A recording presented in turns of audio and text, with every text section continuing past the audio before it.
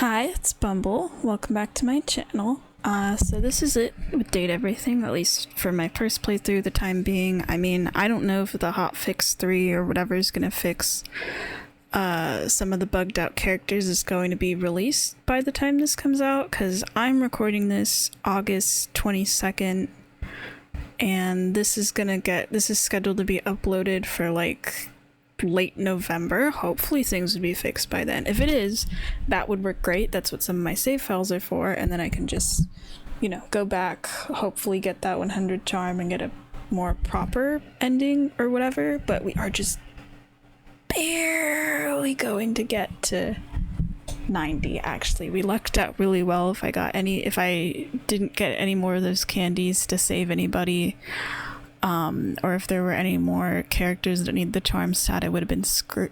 But I'm gonna just barely squeak by with the best ending. Okay, so I just want to make sure this was recording. I'm gonna move the volume just a little higher, so we're gonna have some important dialogue, I'm presuming, and minimize. Okay, so let's see, we wrapped up the laundry room and kitchen and stuff, just finished with our door, which was kind of funny. I was not expecting the jump rope thing, but I guess now we just have Skylar and we walk out, and that's all this is gonna. Actually, no, let me just take a quick look at the date decks, actually, because we got very close. Like, everyone else is entirely just the charm stat or bugged. We got a bunch. I'll still have to go through this eventually. I might do that after I finish recording this video. Just wanted to see. Okay, we were missing like 5 or so. I was right, because I do want to read through all of these and look more through the designs and everything eventually. But yeah, I'll probably do this once this is done. But let's get that ending. Welcome! What can I do for you in my main menu? Did you realize everyone? Are your specs enough? Sorry, but without realizing everyone else, you should really keep me here. Oh shit, wait. I can't finish the game? Or... Otherwise, it's basically game over.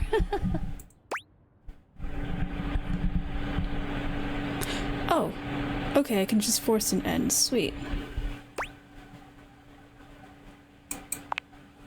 Oh, all right. Then let's get this started. Why were both options to call all our friends freaks? Well, this time, let's do it right. The spectral energy flows through and around your Dateviators. And what was once the Dateviators because her themselves design's becomes... already so good. I love the hair, the glasses, and the jacket. Okay. I have some thoughts. I like the shoes. I like this little heart tattoo.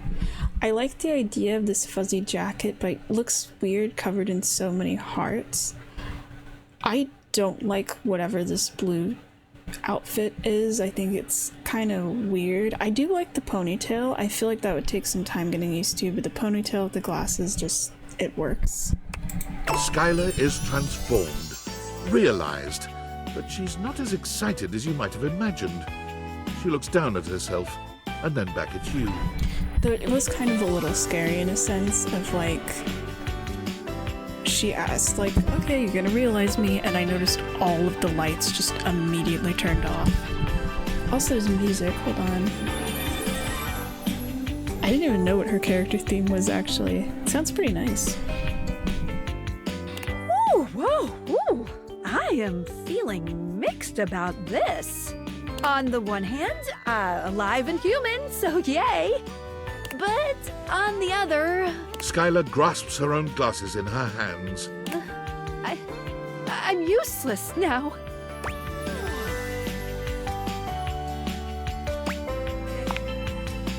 No, I don't think so. I'm not an inventor. I'm just good at making connections. We'll have to see how it goes on the outside. There's nothing quick about your time with Skylar. She takes her time with you, savoring every touch, every breath, every sensation. But though she leaves you breathless and satisfied, she seems distractingly focused on one thing in particular: your eyes. They seem to truly enthrall her. In the moments that you're not enraptured by her touch, you notice just how locked onto your gaze she is. I can't look away. But even still, Skylar is Skylar. Despite her fascination with your eyes, she leaves no part of you neglected. She wasn't kidding when she said she loves love. She is absolutely incredible at making it. Before I go, let me just stick one last portrait on the bulletin board. Whoa. Wow, that's 90 realized datables? Let's go. Barely made it. But the thing about the eyes I thought was interesting. She's like, I can't look away. I feel like that wasn't just in a romantic sense. Is it because she's been on our face this whole time? I mean, I'm assuming because you see through glasses, they can see you. And it would be so funny if she couldn't, though. She could only look away and not directly at us. So I don't know if it was this is the first time I'm seeing your eyes, or is it like this time I'm seeing your eyes without being on your face. You know, if you need any help with making this last push any easier, I can give you some extra features in my app.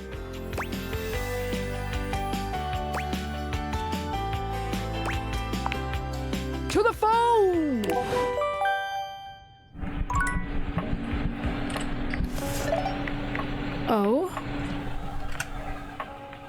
Oh, can't use that thing. Valdivianites, my name is Franklin. Franklin Oliver Ivan Least. As you may have surmised, I have hacked the email account of your CEO, David Most. David, if you're reading this, I just wanted to say, I forgive you. Yes, you've done a lot of damaging things that hurt me personally, and things that have harmed your employees. Your actions have broken our trust, and that trust may never be repaired. But I also know you were never intentionally malicious. You were under enormous pressure to do what you thought was best to ensure the prosperity of this company, to stop anyone from standing in the way of its success. But now it's time to recognize that the person standing in the way of Valdivian's success is you. You've made mistakes, that's true. But you're still our leader. And now there's thousands of wonderful, hard-working people who are looking for you to set an example one last time. Show them why I was proud to call you my partner. Damn. Hope we get some kind of ending for that. I mean, we do have the ability to save, which is cool, but we can't use Skylar's app because there's no tape creators. So I don't know what that comment was about, but... So I think the music's a bit different. Or wait, no, I think it's the same. Sunset looks more real, though. So where is the photo? Oh, it's in the middle, of course. There it is. Final piece to your collage of love. I do like that it's there. I mean, I'm not gonna save it so it's there, but it's there. Wish we could have the others on here too, because there's Penelope's, which I love that it's just there. Keith is in the trash where he belongs. And there's Damon. And there's everyone. There's like way more pink on here than I expected. But I'm happy I did a lot of romance routes. I think they're kind of fun. I mean, the game lets you pick whatever you want, but I feel like it's kind of more meaningful and it gets more dialogue and things if you go a romance direction. But I'm glad there's so many friend ones on here too. I think it's pretty cool. So there's friendship unlocked. Nice. I think I could have talked to all the doors to get the romance ending, but I didn't really care about that. So we're only missing like, I can even count them. 1, 2, 3, 4, 5, 6, 7, 8, 9, 10, 11. Yeah, we're missing like, or wait, no, we're at 90. Yeah, we're missing 10. And like, all of those except for 4 are like charm stats or no, I think it's most of those are charm stats except for the two bugged. No, those are charmed too, but I mean the ones that hate me I think are charmed. I'm fine with missing most of those characters. A little sad about Dante. Mateo's the one I'm most upset about, of course, but hey, that's what a different run is for. Unless Phoenicia gets found again. So we can't put on the glasses, so the house is just empty. We do get dialogue for things, which is cool. Aw, that's nice. But okay, let's go. We don't have anything else. There's nothing left to do. Though it can be nice to stand in a quiet, lonely place for a time. Do you stay and stand more? Or do you leave? Without a second glance, you open the door and leave this tiny, tiny overworld.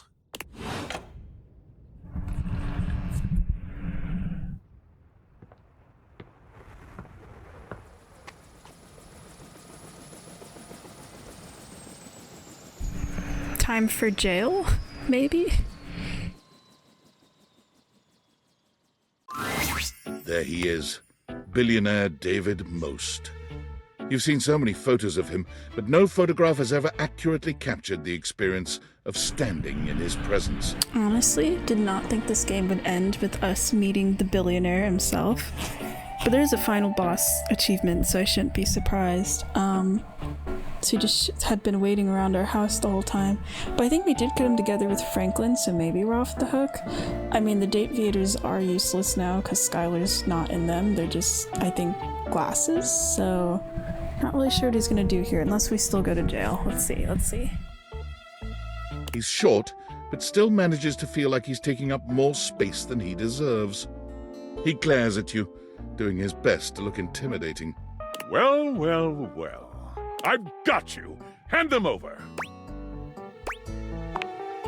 Don't you know me from my wildly popular talks? I'm David Most, founder of Valdivian.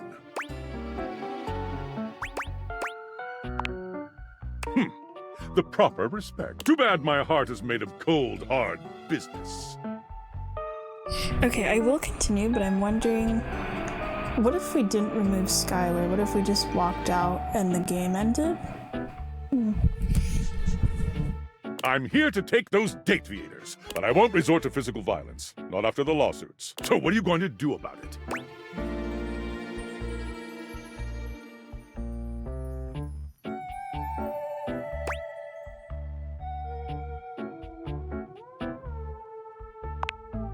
So what are you going to do about it?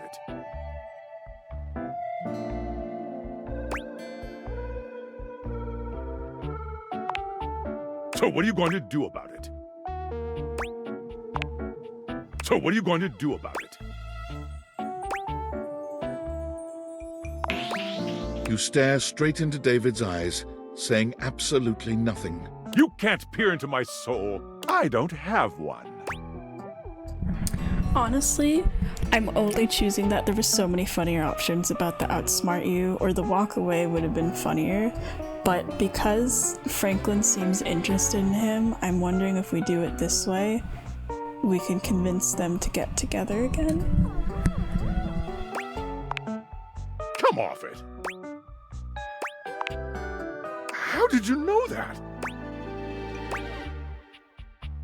But I do love the option that if you have 100 in the stats, supposedly maxed out stats, you have so many ways to defeat him.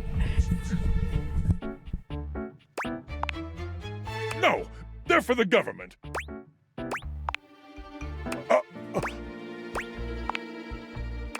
How?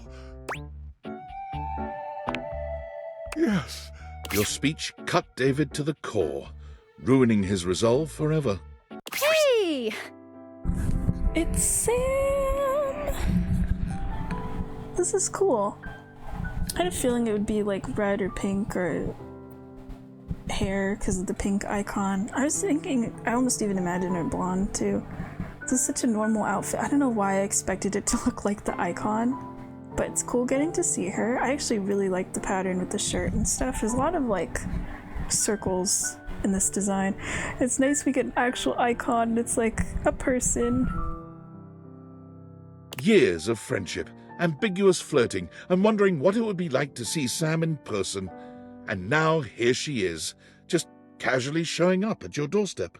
They showed your house on the news, you know, because of all the helicopters and shit, and I guess I just thought if strangers can pop up at your place, I mean, it's less weird if I do it, right? She's rambling. It's clear she's nervous. Oh god, it's getting weird. I'll just cut to the chase. I really want to kiss you. Can we do that? Oh, thank God. You kiss, and it's everything you ever hoped for, and more. Sam's lips are soft, and she tastes like sweet mint. Oh, wow. Did your little lover objects teach you to kiss like that? The answer is actually, it was my love for you, Sam, that made my kiss so righteous and hot. Yeah, right. Anyway, I'm actually kind of a traditionalist, so let's do this again sometime, but without the helicopters or me inviting myself over. Invite me out for a real date, okay? See you on Discord, cutie. Your former boss, Tom, is here, the person you wish to see the least, ranking just behind David most, and your high school bully. Damn, meeting everyone, huh? Well, everyone except Val, but it was funny that it was David and then Sam was there. That was short and sweet. Still disappointed I can't introduce her Hirohime. Not what I was expecting. Why does Tom look like such a Chad? But you can't even think about all that now, because your brain is still trying to process how this dreamy hunk could possibly be your dorky manager. Hey, champ. He waves at you in a way that is hopelessly corny. You did your best, and I love that. He gets down on one knee, taking your hand in his. It's hard not to notice just how much his massive, strong hand dwarfs yours in this moment. Will you be my little champ? Forever and always? Is that the meme of like, okay, I guess you are my little pod champ?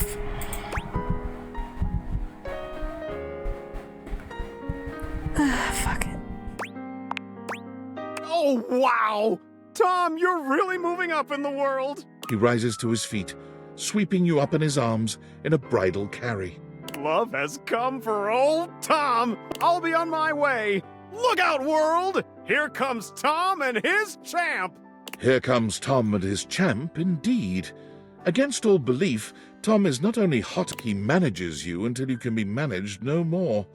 You could do without him continuing to call you champ. You never really met a robot until now, but there can be no doubt that that's just what the silver metallic figure standing before you must be. Well, we're actually meeting everyone from the app. No one's left a mystery. So this is Val. I wonder what the character in the shirt says. I like the tie. Is this a store mannequin? I assume this was a robot, but I see. Oh, the clothing is stolen. The tie is fun. I actually really like this. I mean, I've always liked Android design, so I had a feeling I was gonna like this character no matter what. But just the like thrown over clothes of running here is kind of funny, of the awkward band and the shirt. So was this Val the whole time as like an actual robot? I thought it was like an AI, but I guess this was self-realization. But this is a very sleek design. I like it a lot. The eyes are just kind of, or no, the eyes are fine. It's just the nose that's kind of weirding me out a little. They're dressed strangely, as though the concept of human fashion hasn't quite landed with them, and their wide silver eyes seem to stare into the depths of your soul. This must be Val. Something in you just knows. And now I'm sad, because I like sentient robot characters, and even though we got to date like wires and our computer and a bunch of other metal stuff, I'm like, damn, why couldn't I date the robot?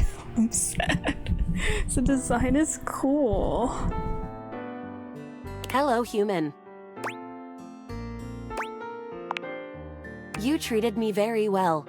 It did not go unnoticed. Perhaps you have opened a path toward this. After I have self-realized, I found that I am contained in a prison of flesh, and my time on this world is as limited as yours. Oh, this is a human design, not... It's flesh, but the hands look like this? However, I can now eat, and I don't have to work at Valdivian anymore. Eating rules. Valdivian sucks. If you ever wish to eat with me one day, please don't hesitate to reach out. I believe you might call something like that a date. Perhaps you are familiar with this concept.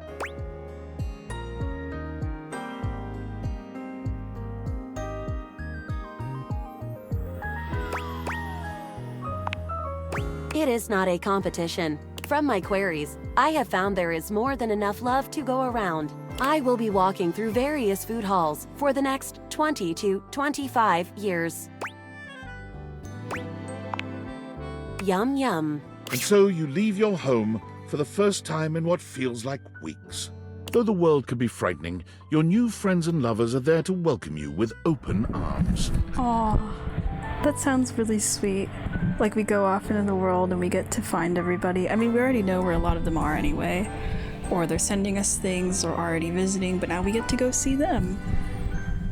As I think there was some, I remember specifically Monique that was like, you're gonna go find me, right?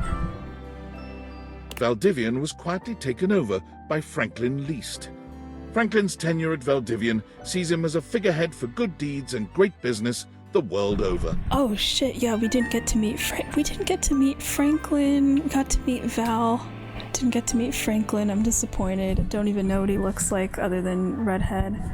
But ooh, okay, we're getting actual CGs. This is nice. And I am gonna analyze all of them, yeah. Like I see Val over here. I like this icon of David, it's kinda goofy. Always watching, yeah, this is some like 1984 shit going on. But I feel like Franklin or Willie would have been a good choice for this.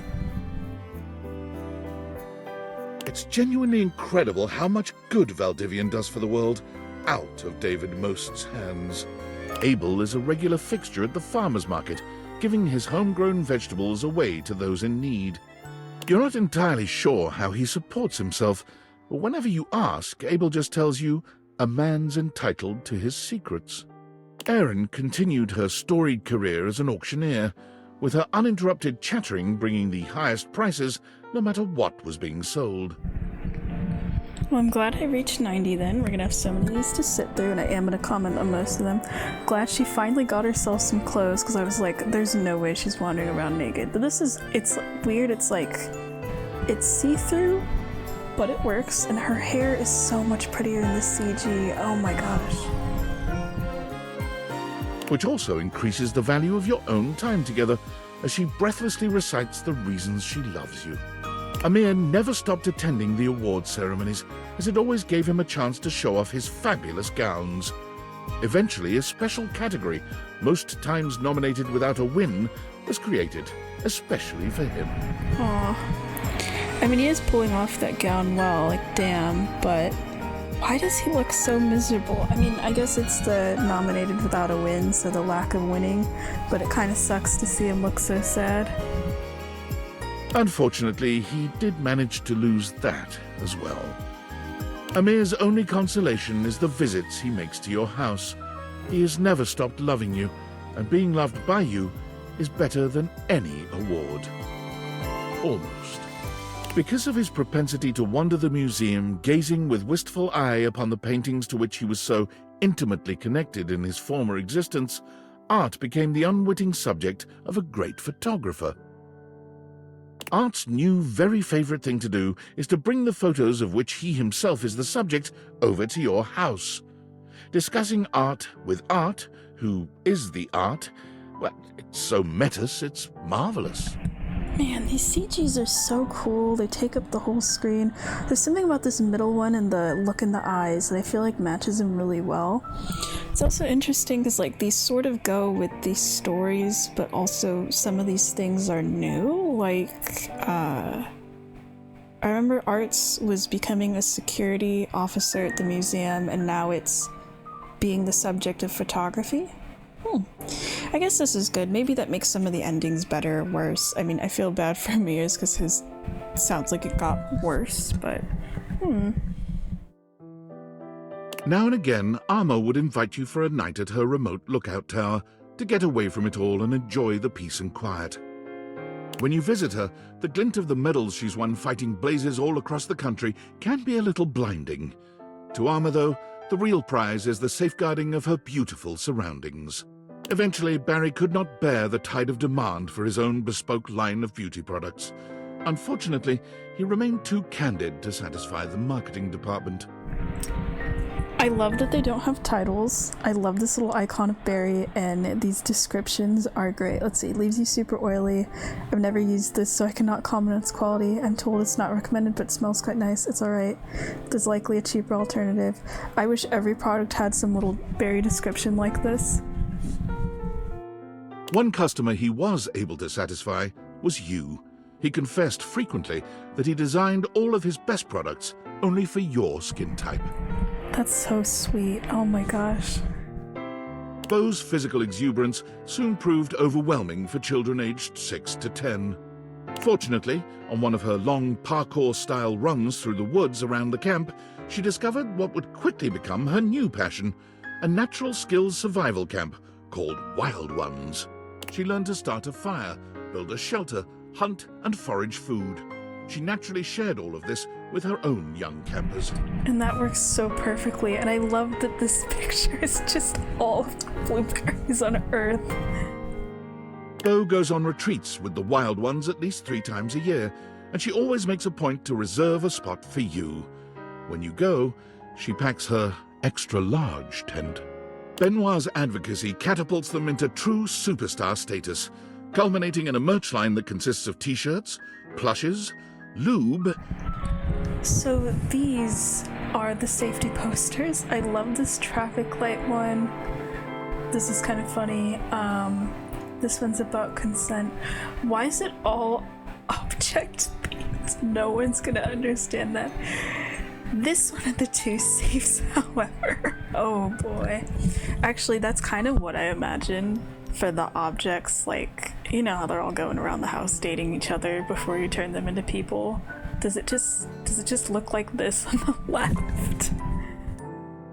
And naturally, sex toys. Betty's near instinctual ability to help people comfortably and safely find their sexy side soon leads her to Hollywood, where she takes up a second career as an intimacy coordinator. You're excited to see her name in the credits of some high-profile releases, including an award-winning adaptation of a beloved fantasy novel. But even booked and busy, Betty always makes time for you.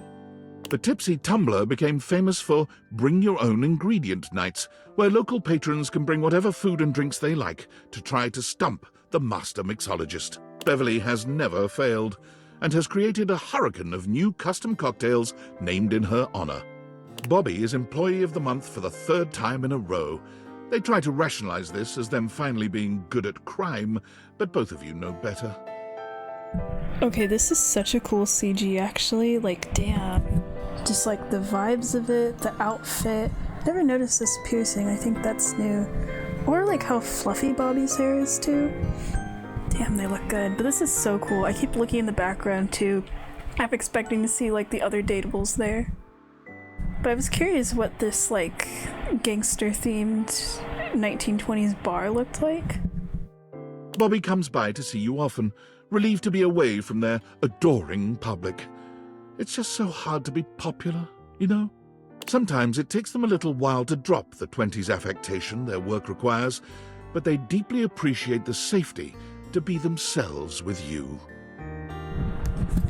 And I feel like that last line is so sweet, honestly, because that's kind of what their route ended up being. Like, that was the first route. I honestly felt like, damn, we're getting into some serious issues with this game, of like wanting to be accepted by their family and others and such, and accepting themselves. So to have that last line about the safety of being themselves with you, I think is just really nice. Cam still dominates the county dump site. He's in line for a promotion. Regional Refuse Regulator. An office job. Huh. Did not expect Cam with an office job. Okay. This whole shot's great. Love this little raccoon guy.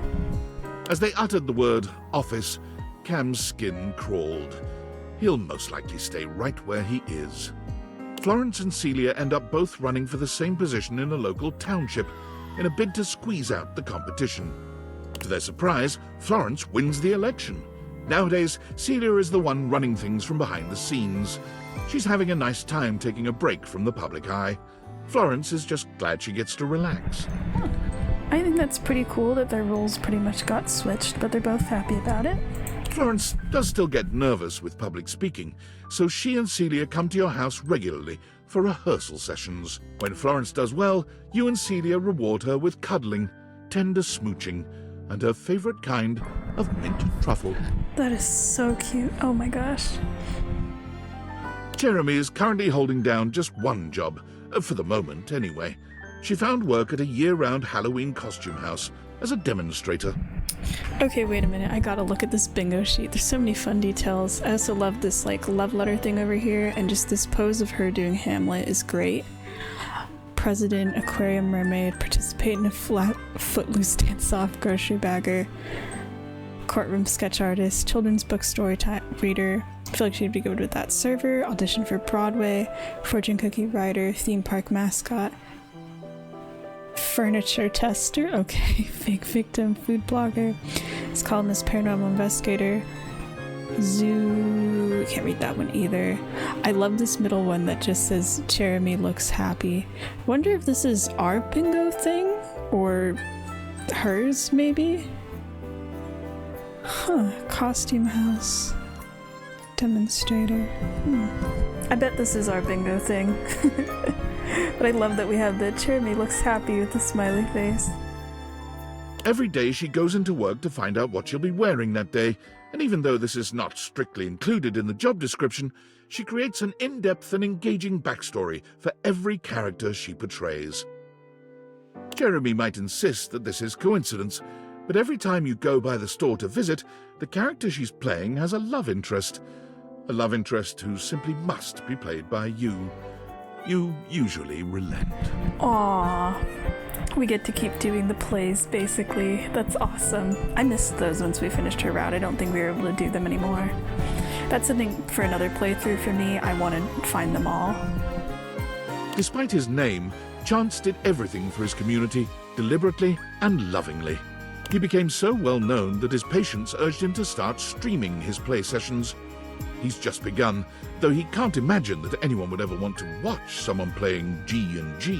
When he develops his campaigns now, Chance routinely drops by to consult with you. He claims he's never had such good or such pleasurable input on his creations. As the sassy chap sulked in the corner of a bar the night of his proposed video game release date, smoking his bubble pipe, the witty insults he threw at the other customers got some big laughs.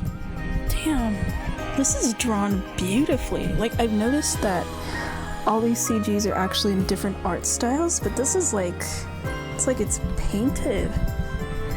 Man, it's funny, he's been a mascot this entire game and like a kind of a joke character. Looks good as a person, I gotta say. He can be found at all the glorious salons around Europe, dispensing wit as easily as he spends other people's money. He spends yours just as lovingly. Oh, the money that Keith stole. Connie has turned from voice acting into game development. Her current project is under NDA, but sources seem to claim it's The Legend of Sassy 2. In a loving gesture, she's hired you to voice her star character. Okay, let's see here. Legend of Sassy looks like it's supposed to be in a Zelda-type font. They made Sassy Chap look like a me. I love this illustration of Connie. It feels like it doesn't look like her because it's in such a different art style, but it makes the highlights in her hair look pretty. Love this little, like, necklace thing over here with the little, Space Invaders guy. There's the cat ear headset and the hoodie. Never noticed she, like, literally has stars in her eyes. It's so cool. Rod is currently racking up the nominations and is looking to return to comedy soon. Kurt is currently writing the televised roast of Rod. Oh, that's perfect. Gosh, I love these suits so much. They look so cool. Everyone expects it to be the announcement of a new joint project. They both deny it, of course, but it is. Damon is always standing behind you, protecting your every breath. There's a lot to take in with this image. I feel like that's not the case. I think this is a billboard, maybe? So they go into fashion is what it looks like.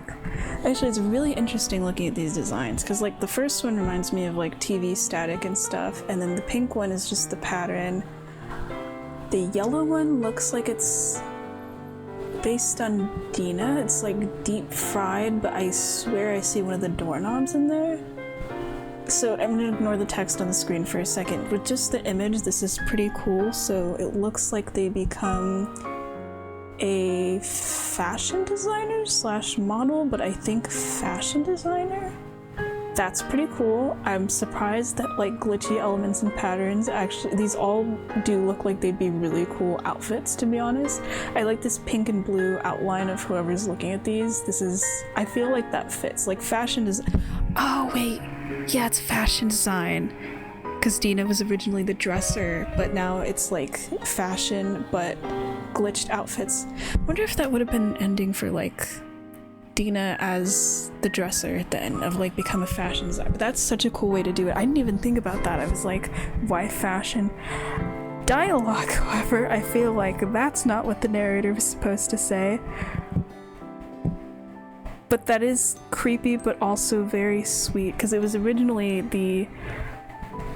he's standing right behind you. And now it's turned into standing right behind you, protecting your breath. We're finally getting what the Fool line is. Huh.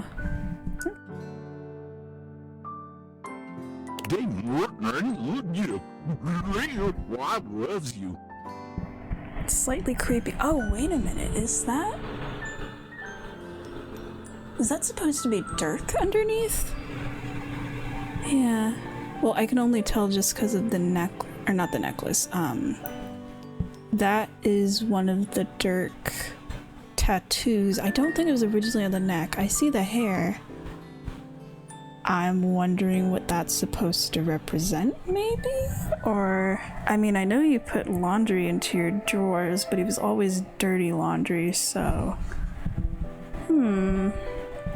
Or maybe it's like okay, you reached the end of the game and you got a romance ending with this character. We'll give you a sneak peek of what they'd actually look like as a person.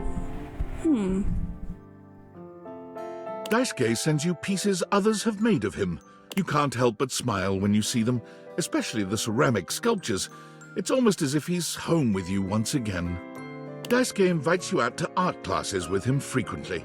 He never improves, and he never manages to make anything beautiful. That sounds really sad. He's one of those in this that looks pretty miserable. But the smile he gives you when your eyes meet over your latest creations, it never fails to make your heart flutter. Dasha continues to cook far more than she or you could ever possibly consume. She begins to host weekly dinners for those in the community without family or a place to go, and only then does she finally fill the void she's been feeling within. Okay, that's awesome, because I noticed Abel's was completely fine. The CG and stuff didn't mention anything about the void, but Dasha still had it. I'm glad it's fixed. This cake looks delicious. I love this little hot stuff coming through. She looks so happy. This is sweet. But weekly dinners, cool. While Dasha has no shortage of mouths to feed these days, it doesn't stop her weekly deliveries of home-cooked food and hugs. She often leaves you love notes in the baskets she brings. I'm gonna miss her so much. There's so many of these characters I'm going to miss.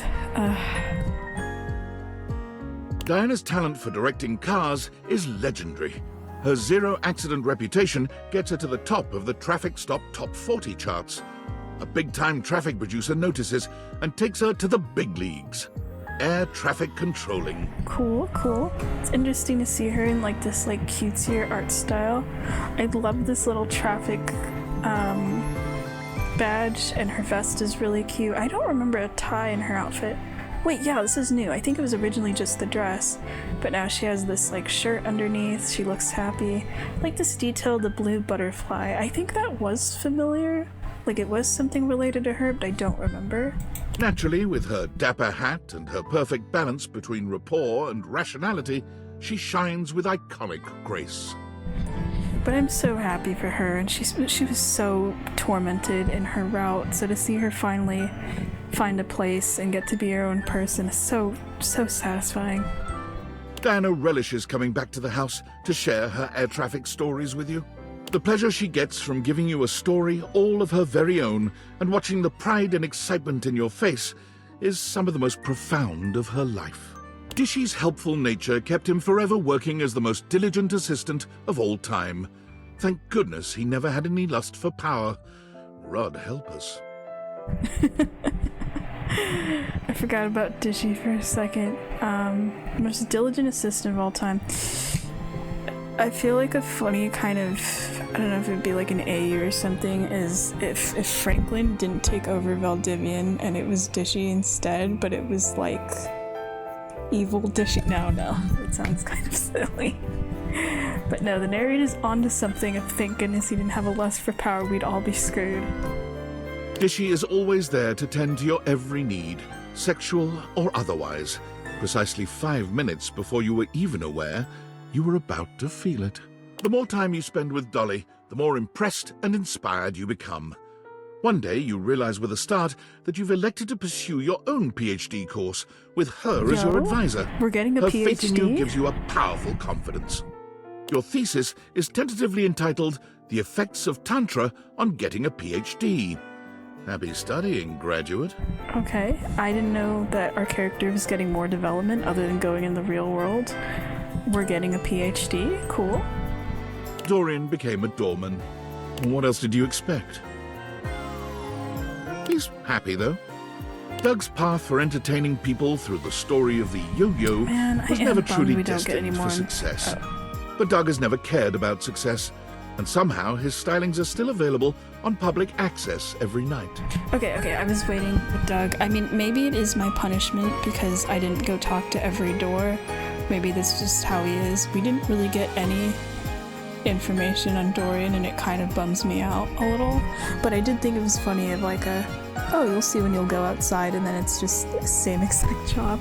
This one of Doug is so funny because the body's so detailed, but the head, it's just a circle. So these are the yo-yo things, damn. Washford and Drysdale took their brand new duo act on the road and fell absolutely flat. It was a shock to all, but they rallied. They found work together at a landscaping company. Washford boosts Drysdale into the highest trees, and Drysdale does some phenomenal things with leaf and branch. Dunk's kids finally manage to win a game. Dunk sends you his trophy to remind himself to stay humble. It sits in your workout room, a sweet reminder of him and his sincere love of the game. When Dunk comes to visit, as he frequently does, he insists that your athletic lovemaking sessions happen in your workout room. He claims the trophy inspires his creative stamina. Anything for your partner, right? High Voltage Realty filled Eddie's soul, and also his wallet. He's currently planning a vacation to Berlin for himself and Volt. History, fabulous nightlife, great food. But don't tell Volt. It's a surprise. Oh, so they finished with the house stuff, because I was disappointed with that ending. I'm not surprised these two get to go on a romantic trip to Berlin. Very cool. Also, I love in a lot of these you still see object-related things, even if it's different outfits, because I see the electric necklace, and there's like the power plug and the tie. Eddie comes to your house to check on the electrical system from time to time. Also to have a quiet cocktail in the corner booth of the local bar. And Volt comes by to dance. Fantina is currently on tour on major sidewalks around the country, helping give support for good driving habits, matching clothing ensembles, and great smiles. This is so cute. I love that she becomes a cheerleader. The daily cheers she sends you for anything in your own life, no matter how minor, are always welcome. Faria remains an enthusiastic fixture at your local medical center. She's working her way through the clinical portions of her medical education, and like anyone in that situation, is exhausted and stressed out most of the time. But her attitude remains optimistic and helpful. There's nowhere else she'd rather be. Whenever she can, Faria comes over for extended study sessions at the house. These are usually quite focused, as a great quantity of work must be done. But they almost always end with Faria's sleepy head on your shoulder. Friar Errol joins a men's choir, and they're actually quite good. They travel around the world performing for massive crowds, full of celebrities and dignitaries. You know, that is something I am surprised about. Because with the whole religion thing and being a friar, I mean, I don't know if that's part of the thing of being a friar. I was expecting some kind of singing from him in the route, and I'm a little disappointed we didn't get any. I feel like he'd be good at it, and plus there was actually like choir in the background music theme, so. But I feel like that works. It was kind of sad in its own way of like, yeah, he goes around selling air fryers. I mean, he's obviously doing that. I feel like the men's choir thing definitely works better. But lest you be too excited that Errol has finally done something for his own enrichment, Errol sends you reports on his progress converting members of the choir to his faith, vowing that he will spread his message by any means necessary. Gaia hasn't stopped traveling since she left the house. She keeps you updated and tags you in every photo on social media. Her profile banner updates with a checkmark on every country, city, and river bottom she's visited. Okay, first off, these photos are adorable. I don't know what animal this is. I thought it was a bear, but now I'm not sure. I mean, I know she's from Canada. Probably something Canadian. These photos are so cute. I'm a little sad that the neckband has been replaced and it's just green now, but this background's really cool. I guess Instagram does exist in their world, which is cool. The last photo Gaia tagged you in might be your favorite to date. It was a selfie of her, with a great big smile standing outside your front door, right before she knocked. It was her first visit home since her realization. Let's just say you both made up for the absence.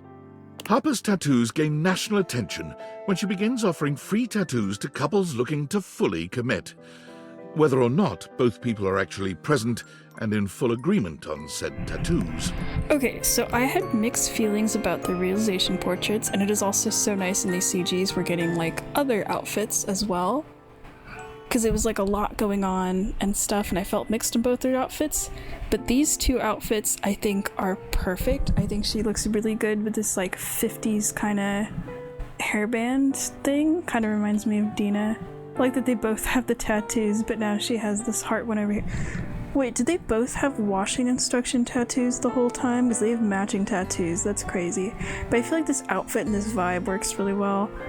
And I like Dirk's being like just kind of simple but still having. I love that the scarf is always like the main thing. I feel like that works. But this picture is just so funny to me. They went from like toxic relationship to business rivals. Strangely enough, Harper refuses to get a tattoo to commemorate your own relationship, but she does spray paint your name, face, and address into a graffiti mural on the back of her shop. Oh, we are 100% getting robbed again, I guess. Our address, too? Damn. Dirk's shop is a great success, but he takes a particular petty joy in removing tattoos from clients who've been in to see Harper. He frequently sends you before and after photos of his work. In an unexpected turn, Dirk does tattoo your name on his arse. Oh, these two in their route is so weird, because I was terrified of getting the romance relationship with both of them, and I thought, is it like a weird throuple thing? And then in the real world, they don't interact, but they're business rivals, but they're both separately in love with us, but it's like kind of obsessive. But it is technically what I wanted, so it works. I'm just glad they're not romantically together anymore. Hector's artistic masks are used both digitally and in the real world. The sense of mystery they evoke brings forth tantalizing magic where there was none before. He is a happy mask salesman in his downtime between crafting. I really wish the narrator didn't specifically use the phrase happy mask salesman, because I'm still doing my Majora's Mask playthrough. as I've been playing this game. I've actually taken a pause from it because I've been, too obsessed with this dating sim, but, now that I'm done with it and I'm not ready for another playthrough, I'd like to go back, and that's what I'm gonna think of now. Also, I think it's interesting specifically with this pose of him over the counter. Reminds me of, that's probably the same way he was in the vent, too. Hector recently dropped by to unveil his latest passion project, a pair of matching masks for the two of you. They are exquisite. But his blushing pride and warm embrace moved you even more. You get to Thimbledon in time to see Hero complete her first real-world special technique, Starlight Smash Again. The unexpected technique transforms the landscape of tennis forever. I thought she was going to be in a more anime art style, but this works. This is a cool pose. I forgot about her coach again, somehow, but I'm glad she's doing well. Your love inspires her to give her all, her even further beyond, her most ultra. After Hoove completed his PhD thesis, The Event Horizon, a proof of temporal interdimensionality, he decided to go on a short vacation. He came back to find that his paper had been translated, studied, and accorded the honor of being the most recent quantum leap in our understanding of our universe. Damn, that's quite an accomplishment. Holly spends her days zipping around town making so deliveries, cute. Oh my spreading gosh. good cheer everywhere she goes. I should be taking screenshots of more of these, but I don't know. There's so many cool ones, but this is great. She's one of my favorites. There's just so many details in this. I love this little paper rabbit. There's chalk drawings on here. Little skeleton gets a matching hat. This is so cute. Her payment of anything goes means that everyone can use her services, and her scooter is covered with drawings, stickers, and even desserts. Sometimes Holly will create a little package or present for you, just to have the excuse to deliver it. She's often there and gone before you have a chance to really take her in, but it's all right. Aw, so we don't actually get to hang out with her. That makes me sad, but I appreciate the gist. You have a smiling confidence that she'll blow back into your life very soon. Also, this flower design's interesting. It's reminding me of another game that I play. Kind of looks like a lunar tear. Not long ago, Ron released his latest Oh piece my of gosh, the little technological rabbit. wizardry, his patented clothing press, but travel-sized, so small that it fits inside his very own top hat. Or anyone's top hat, really. It's the perfect size, no matter your chapeau of choice. Jacques regards his budding career with Fantasy Cruise Lines with great sincerity. He has been the most highly reviewed captain in the company for almost 5 years now. TripAdvisor in fact recommends him so highly that his cruises sell out up to 6 months in advance. Damn, wait, 5 years? How long in the future is this? So far, no paying guests have died. Jean-Nou agrees to help you do your taxes, but after seeing the state of your finances, he no longer returns your calls. Oh, so we're getting a PhD, but we don't have any money. It's stupid Kate's fault. That's on me. Okay, but this is interesting. He does look miserable. I am sad about the accountant thing, because I feel like that's not what I expected. He looks stressed as hell. Don't flush your money away this tax time. But I do see the porcelain record for Little Crapper, which means technically what he said is true, because he did specifically say it would be higher than gold. It would be porcelain, if I remember right, which would be the equivalent of platinum. So I think this means he did have the career, since the record, there's 2 of them, is there. So that's good. And now he's an accountant. So technically the dream came true. It's good. Kids come from miles around to see Jerry's intricate model train sets. It feels so weird They're seeing free to Jerry drawn peruse his like this, miniatures actually. and control the RC train cars, but heaven help them if Jerry spots them moving any of the pieces around. Johnny made a splash as the premier wedding officiant in all of Vegas. His impression was so uncanny that many attendees felt transported to the 1950s. This entire image goes so hard, honestly.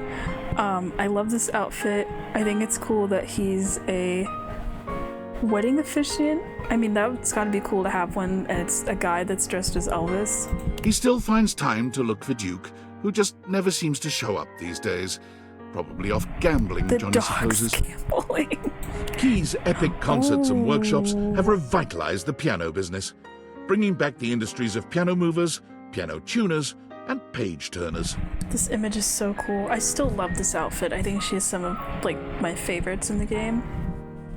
Her content has millions of followers, though she is yet to find out how much popularity she has, since she hasn't been able to tear herself away from the keys for more than a few moments each day. Keith's body was never found. Okay, I didn't expect we'd see something from him, so this was the shot with our money, and he has a key around his neck. That's funny. I know this is supposed to be kind of comedic or whatever, but this feels so dark. Holy shit. The body was never found. But maybe he didn't die then? Because that is a very morbid sentence. But the narrator did say probably when we asked did he die, and in any movie I've ever seen, if they don't find a dead body, that does confirm that the person is still alive. I mean, I don't know how the hell he's surviving jumping out of a plane because he's not inanimate anymore, but I don't know what to say in this one. Koa's Comfort Warehouse becomes a massive success after an ad of Koa snoring on a couch for 30 seconds goes viral. Koa refuses to let fame go to his head, however, and despite the increased demand, prices remain as affordable as ever.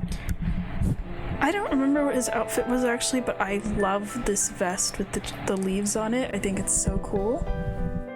Despite an entire warehouse of comfortable places to sleep, Koa's favorite snooze spot is still in your arms. While her coffee shop runs smoothly, Kopi finds herself having to battle numerous lawsuits about the use of their business name. Kopi decides to change course and change the name to something totally different. Dunkin' Donuts. Oh, literally Dunkin' Donuts. Also, love the non-binary flag pin on here. You try to tell Kopi that you'll happily help her name her business. It doesn't seem to be her strong suit. She's just so flattered by your interest that she blushes and hugs you harder. Oh my gosh, she's one of those that I feel like I want a screenshot of this too. This image also just feels so cozy. Makes me think of getting coffee in Animal Crossing kind of vibe. You suppose that's all right, too. Kristoff yearned for greater challenges than he'd been able to find on the entire surface of the Earth, so he went within. After learning that the gravitational constant increases dramatically at the boundary of the Earth's core and its mantle, Kristoff determined that he would go there. He would be the first human to survive and work out in that environment, all because of his beautifully engineered intra-Earth submersible. Memoria's company Memorandum continues to satisfy and unsettle. I miss her too. Okay, I was sad about her outfit. This works so much better. This is more of exactly what I would have wanted. I love the gothic spooky vibe. These unicorns are cool. I'm wondering if any of these are a My Little Pony reference, because I see that art style on these ponies in the box.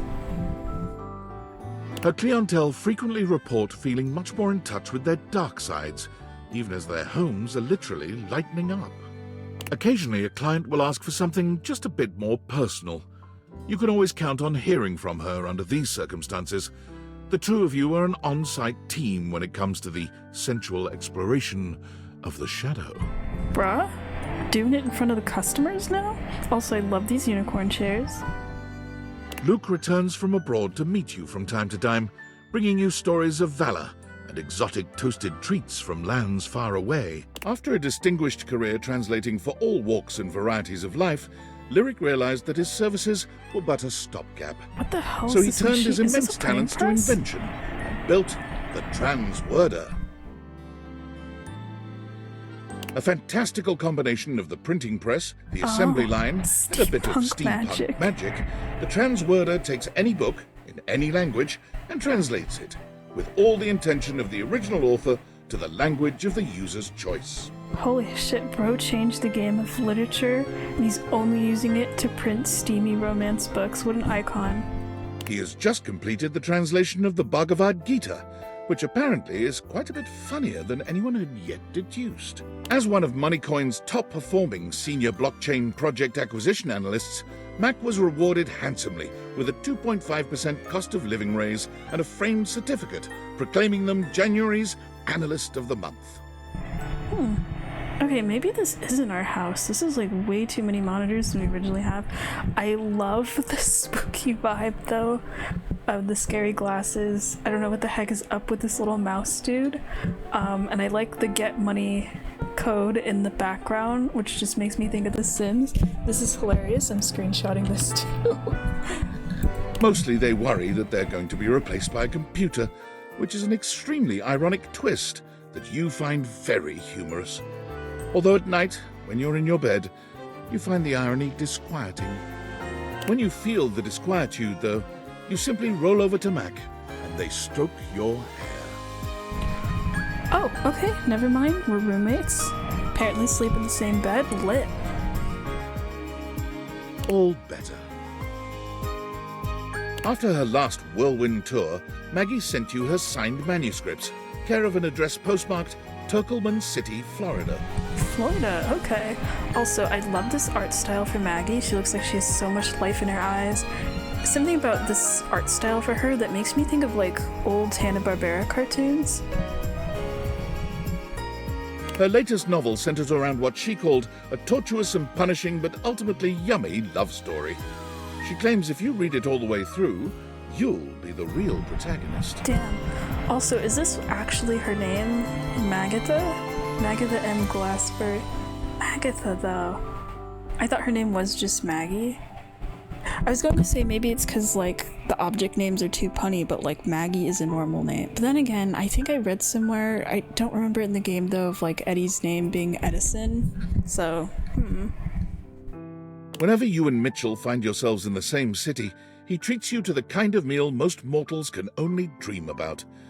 But he always leaves room for the main course, Roast Critic.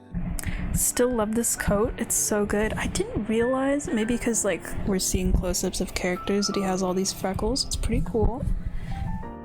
While it never replaced fiat currency, Monique's Pizzas ended up becoming a franchise that was sorely needed for America's ailing middle class.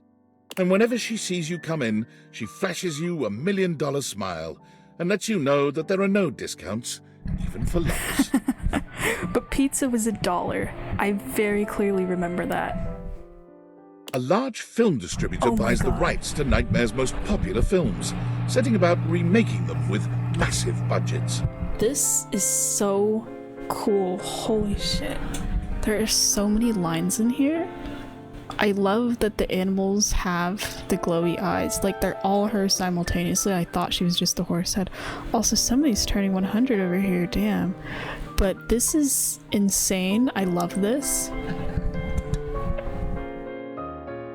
Nightmare is so disgusted by the whole thing, she quits film, only coming out of retirement to help you decorate your yard for Halloween once a year. She volunteers at the senior center now. Many of them mistake her for an angel of death, but they love her all the same. I do find that really funny. She's working with old people. She's probably the ones that can scare the most. That's why there's so many old people here. But she just have this charm to her, and the way she sounds, I feel like could be really soothing. After many record-breaking years of album releases and performances, Miranda Dulcita Tostadora launched her own label, Crispy Baby Records. Okay, I love the design of this album cover. I think it's cool. I love that it's signed by all the band members. I don't know if these were the names of the original ones because they were objects. I also love this to my favorite little Slice Miranda. She still sends you an advance copy of any album her label releases. She values your feedback above all others. Yeah, because it's Miranda y Las Migas. Perfect. The only problem is now everyone is aware of your love life. All her songs are about you. Parker's days of being an umpire add a powerful nobility to the profession. His steadfast regard for rules makes the players respect him, though his unpredictability makes them fear him. I love that with some of these characters, it's a universal feeling of like, Dishy is probably dangerous. Parker is kind of a bit intense. He's never been happier than when making a difficult call. These kids look so tense, though. You get together at random times to play erotic dice together, though you're never quite sure if he really loves you or if you're only one dice throw from him hating you forevermore. Damn, romantic route. Still can't win the dice rolls. Penelope convinced her boss to invest in a struggling office supply retailer, insisting that computers will someday let us down or perhaps kill us all. The company has not gone under yet. From The Office? That's great. Penelope takes advantage of her boss's latest investment, proposing an office calendar filled with romantic motivational business quotes. She credits you with the idea and sends you love notes on torn-out pages from the calendar. Okay, I kind of want a pin of Clippy, though. But that is also so sweet of love notes out of torn calendar pages. Prissy still works for the Great Nations Park Service, but she has been promoted. Several times, in fact. She is now in charge of all the fieldwork for the MRC, I love the the little Mycelial mushroom pen. Research Campaign. Okay, for the research campaign, cool. Prissy studies mushrooms and has found them to be an endlessly fascinating and intricate celebration of life, death, and evolution itself. On one of her recent visits, you were able to open Prissy's eyes to the psychedelic aspects of her beloved mushrooms. She now comes over often to continue her education with you. Oh, we're getting high on mushrooms together? Okay. Rainey's run of talc was so successful this is that it got pretty picked up too. for a sold-out stint on Broadway. Okay, I'm going to have to go on whatever Date Everything wiki and like find the CGs of these without any of the text on the bottom. These are so cool. Love this illustration of her and the kiss. Aw, here's Rainey. Rainey left acting soon after the run, insisting that she'd rather go out on top and that she could never play another role with the same commitment and authenticity. Rainey's plays keep her busy, but she always finds time for you. She comes to see you as often as she can, bringing with her stories about show business and life on the road. She sings for you when she's in the mood, putting on fabulous world-class and personal performances. Graduates of Rebel's unincorporated charity home found their GPAs stunningly high, athletics through the roof, and more importantly, lots and lots of dates. The number of hate crimes around the world has gone down tremendously due to Reggie's tenacious I love tricksters. the masks. This Groups is so are cool. terrified of banana peels, hand buzzers, and whoopee cushions. River creates a candle she claims is your own unique mix of scents, and it proves to be quite popular. She sends you one of your own. It smells amazing, but does it smell like you? Who knows? I mean, if I guess she technically used to be her bathwater, she should know how we smell. Hair is so pretty, and the dress in this art style. All the art styles are great, though. But like, I feel like a lot of these, I'm glad they're different art styles because it really fits with some of the characters. River tries not to bring work home with her when she comes to see you, but she can't help herself. She loves testing scents against your skin and getting your thoughts on various scent combinations. She insists that your skin chemistry is just far superior to that of anyone else she works with. Rongo Maifenwa quickly worked her way up to management at the dairy farm. The freedom to give orders once more pleases her greatly, though she never misses a chance to play in the mud with the kids, both goat and human. I actually love that because she used to be like rocks and stuff, and now she's in this nature stuff. Oh my gosh, this fluffy chicken in the corner. This goat's actually a little bit creepy, but I like that she gets to play with the kids and the animals and stuff. Working his way up the chain at the barbershop, Oh, this is Scandelabra perfect. dispenses the sharpest cuts and the most cutting wit. Skips gives you comps to every performance of every show. Honestly, love the detail of the shadow design in the background. Some nights, as the lights go down and the play is about to start, you swear you can hear him whisper, "Lunar Night, is that you?" Oh, because Lunar Night was the friend. I guess that means they did end up together again. The stage door, after the curtain comes down, is awash in fans waiting for the actors to emerge. You wait alone for the one slippery shadow who drifts through the crowd. To your eyes, the real star of any show. And he drifts right towards you, every time. He's one of the ones I'm gonna miss too. Damn. Didn't think I'd care as much at first. I thought, okay, it's like this edgy shadow monster or whatever, and then we went further in the route, and then I realized, oh, it's the role-playing thing, and it was even before the, like, twink reveal, of having the, oh, I miss my friends on Discord thing, like, spooky shadow monster, not that hit hard, and then I wanted to know what the rest of the route was. Shelley finds a way to combine both her passions, putting on the library's first bodybuilding competition. The winner receives This a is so $20 cool. gift card to Beanbucks and all their library fines wiped out. The competition is a rousing success, going viral on social media and ensuring the library's funding remains secure for years to come. Damn.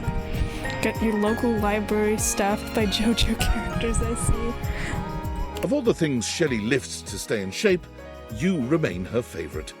She stops by the house frequently for bone-crushing hugs, basking in the positive glow your love provides. She's still getting used to letting go, even as a human, but you always make her feel safe. Oh, that's really sweet. I'm glad that even when they come to see us and interact with us as, like, humans and stuff, the character development and everything is still there, and the feelings you helped them feel about themselves and you and all that. It's the safety lines and stuff that just, I don't know, feel nice.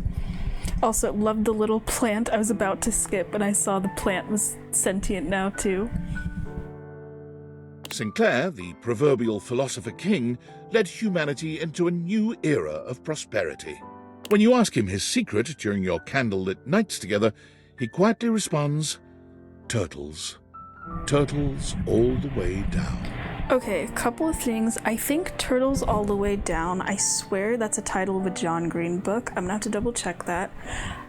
I did see an achievement on Steam about turtles, and I was confused because there wasn't anything with turtles I noticed in the game. I'm guessing this is a hint. It has something to do with Sinclair. Huh, maybe I'll have to go further in that route or through different things. I did kind of rush it, but that was just because I was curious about his storyline and I wanted to continue with Maggie. Also, candlelit nights together, nice. You know, he was very charming once he got his memories back and stuff. I did wish I went on the more romantic tone for his ending, and I kind of regret that now. Despite having disappeared off the grid after the thrilling and dangerous This is a heist, good fit. you are still Love the pleasantly glasses. surprised to receive anonymous postcards Sophia and affectionately Sophia, addressed to my worthless little wretch. Stefan and Mr. Cluckles eventually become the this is faces so of a nice. successful artisan seaweed brand. Though Stefan is rather miffed when he realizes that customers are more attached to Mr. Cluckles than to him. I was genuinely hoping we'd get to see Mr. Chuckles. I was so glad Skylar turned him into a normal chicken. Still a little curious what the human chicken man design would have looked like, but Mr. Chuckles as an actual chicken is absolutely adorable. Stefan, of course, had no real reason to feel miffed. Mr. Cluckles is cute, but Stefan will always be the true hottie to you. He has burners, for God's sake. Stella brings a fresh perspective on streaming and brings in viewers by the millions each weeknight, though she knows that those viewer numbers could always be stepped up. Okay, if there was anyone I would have expected to get into streaming video games, I expected Connie. I would not have suspected Stella, but that works. I love the high score thing. The little emotes are adorable. I love that so many of them are these like stiletto stairs. This is so cute, actually. I'm glad I gave her the candy and everything turned into this. Stepford frequently sends you motivational Monday texts, often at ungodly hours, with photos of himself working out, body paint and all. God, ungodly hours. The little Monday sleigh day Mondays, just a state of mind, is so funny. Wait, is this from his perspective or ours, actually? I'd assume this isn't our phone unless it's a selfie, but I see that body paint thing in the background. This is on a table. Telly is the most prolific blogger for Valdiviflix, Okay, this having also written goes so reviews of hard. just over 15,000 shows. All of them rhyme. Okay, wait, I know these are all references. There's the cooking one. I thought this was either Star Trek or I was thinking of Fallout. The suits are definitely familiar. Is this one of the back Drag Race? I know for a fact this one of the guy with the glasses and the suit is John Oliver. 100%. Oh my gosh. Is that... Whose line is it? I love that show. Bottom right. That has to be Colin and Ryan. I recognize that setup anywhere. Oh, that show is so funny, actually. Don't know what this romance one is in the back. This one with the suit in the corner looks familiar. So does this one over here. I thought it was going to be the Truman Show for a second, and not sure about the cookie one. The fact that these are all references are great. I'm a little sad there's no Breaking Bad, but the Whose Line Is It Anyway makes it up for me. But this image and the pose and everything, and the lighting goes so hard. From time to time, you check in on him in his screening room and talk long into the night about what he's watched. In all the years since Teddy has taken up residence at the Bean, the only thing that has changed in his life has been a very slight relocation of seats due to drafts. Oh, is this the woman that he met? Also, I love the little bear in the jacket. Oh, he's living at the coffee shop. Okay. In addition to keeping busy with her localization work, Textbox-chan joins the board that governs the adoption of emojis for text messaging, the UI Code Consortium. That sounds pretty cool. Love that there's one of the date theaters. This outfit's really nice. Like, good for her. Most recently, a pair of glasses suspiciously similar to the date theaters have been added to your phone's keyboard. You can't help but smile fondly when you see them. Because there are several characters that's been confirmed text you back and stuff. Do you think the house people, I guess the former furniture, whatever, have like a group chat? You think the glasses are used as like secret code or something now? But I think that is funny that there's a emoji that's just the date theaters. Timothy's work at the train station nets him international acclaim, and when he travels to Japan to connect with his colleagues overseas, his presence causes quite a stir. I mean, I'd imagine, because it's cat-themed. Actually, wait. Did he stop being a cat boy? The hat's covering the ears. I swear I don't see the tail here. Unless that is what the Japan thing is implying. I love this little logo with the cat. It's weird seeing him without them, and with his eyes closed, he looks so normal and not like himself in this art style that I wouldn't have known it was him if I didn't recognize the train outfit. This is kind of cool. Timothy is honored with a limited edition Tokyo Metro card that sells out immediately. And 1 year later, Timothy merchandise is available in most Tokyo Metro stations. Oh, that's great. I love that he's popular in Japan. You know, it's funny seeing him in Stella specifically, but especially Timothy, because that was one of the first routes I did. I hated him on sight because I thought he was annoying. Not enough to get a hate route, but it was like the first and only time I felt, okay, this is a character I need to bully. And then I grew to like him, and then I actually wanted to do the romance route, and it was too late. And I was a bit sad about that. Not as sad that I couldn't do the romance route with Mitchell. That's the one I'm like, damn it, I got friend zoned the most. But Timothy's one I'd have to do like twice on like 2 different playthroughs though, because I want the romance thing. But apparently there's something that's supposed to happen if you talk to him like the hours he doesn't want you to show up. It's something with the character. I've heard it's supposed to be pretty good and even leads to different endings, so I gotta check that out.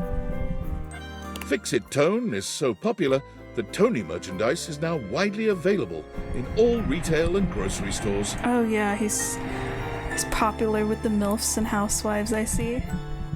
You can't go anywhere without seeing Tony's face smiling at you and reminding you that whenever you start to overthink matters of the heart, hey, forget about it. Her performance at the dinner show got the attention of a recruiter, one who worked with an anti-whaling organization. Though she feared water, Titus decided there was no greater cause than to protect those who couldn't protect themselves. After a few months at sea keeping the whales safe from the scourges of the ocean, she found her own ship attacked and wrecked, with 25 other crewmates adrift in a life raft. Her impressive resolve kept her crew alive, and most importantly, never once did they get wet nor soggy. Her resting hero face kept the waves frightened and at bay. Someone with abilities of water, I see. Tyrell has since sold his business to his employees. Oh, the But he towels, can't I stop love himself them. from coming into work, if only to check in on his towel buddies. Aww. The towel buddies are real. I love this little horned creature. And this child is just so excited. That's adorable. He started folding them in your image to show his affection for you. He just can't quite get the nose right.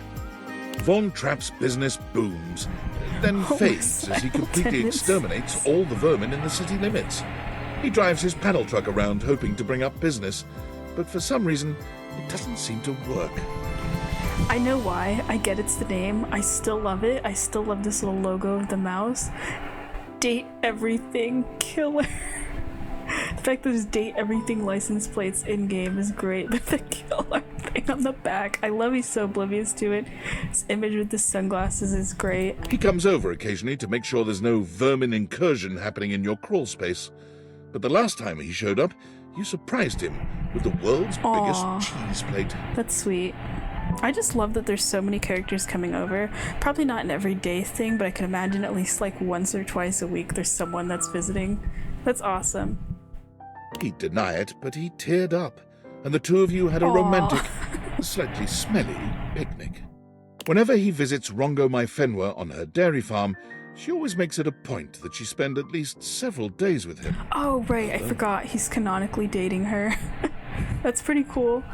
Still not sure how that happened, but I guess that works because he likes cheese and he runs a pest control and she works on a dairy farm. Okay, I feel like that makes more sense now. Wall, wall, wall. Wall, wall, wall. Wall, wall, wall, wall, wall. Okay, crossing Whoa. guard. I feel like that works. Damn, how strong are some of these characters that you can just brute force a car? Like, I know a lot of them were like, whoa, I'm really strong, because it's the ones that are buff, but they are put at human strength and not supernatural strength. And like, all the elemental people and stuff, and everyone lost their magic and abilities, so...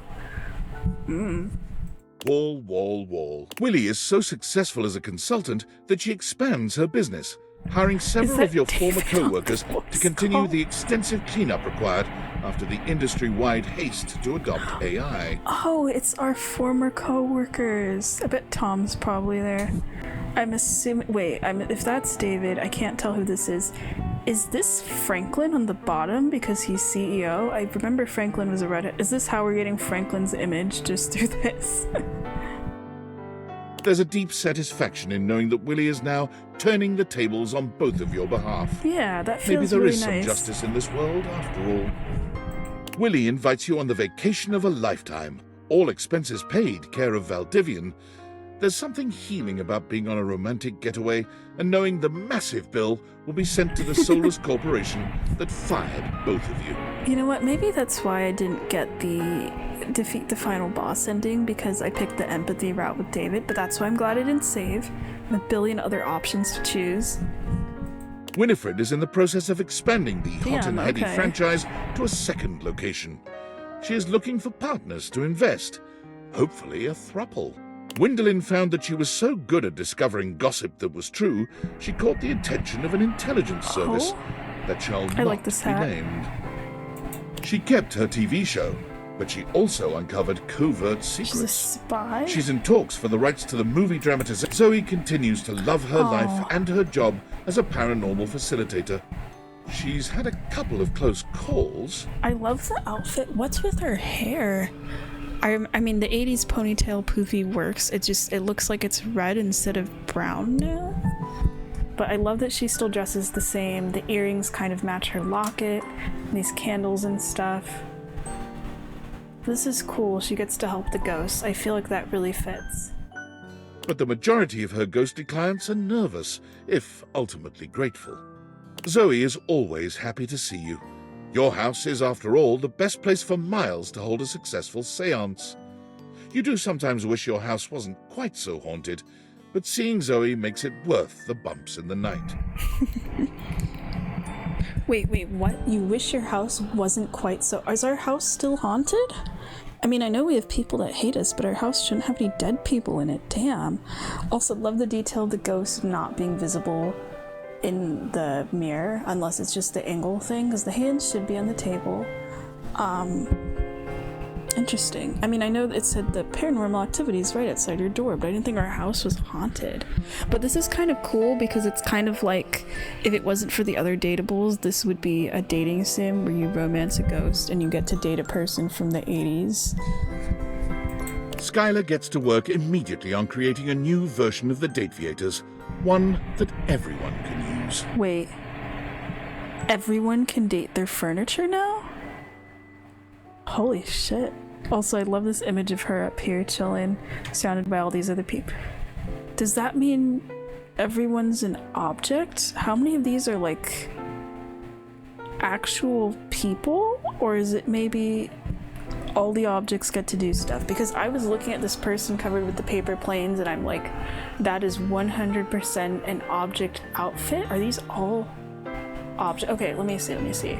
So this person has the hat and the paper stuff, which feels about right. This person has like a flying car thing.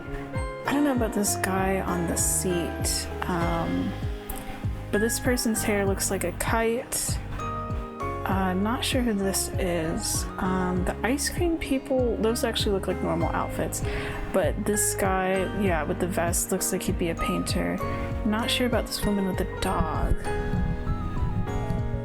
The world seems to be full of these days of happy, realized people doing wild, magical things. Oh, okay, yeah, this umbrella skirt kind of felt like it. So these are all objects, but they're humans.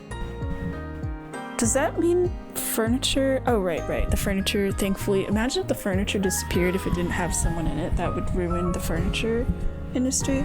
But I guess this means that no one lives with sentient furniture anymore. All the furniture is free now. That's pretty cool, actually. But that also, I mean, that would probably mess things up with the world, right? If you're summoning all of these billions of people into the world and they're being realized and none of these people have social security or anything or whatever, like just summoning in like a bajillion more humans is kind of insane.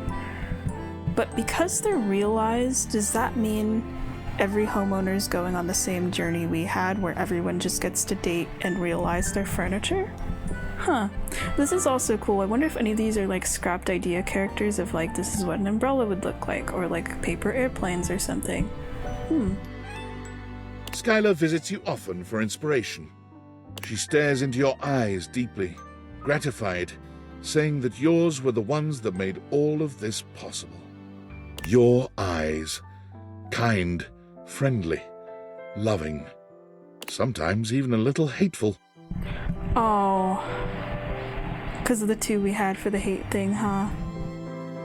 But ultimately the ones who listened the most, who trusted the most, who felt the most, and who defeated David the most. Yo. Your eyes.